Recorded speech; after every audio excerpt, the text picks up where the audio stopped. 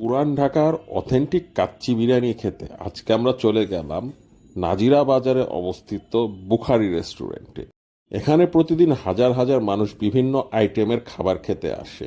Specially kacchi biryani, গরুর বিরিয়ানি, মোরগ pulao, beef handi, mutton handi, খিচুড়ি, আরও অনেক অনেক খাবার। এখানে কিন্তু আইটেমের কোনো শেষ নাই এবং এখানকার খাবারগুলো অনেক টেস্টি।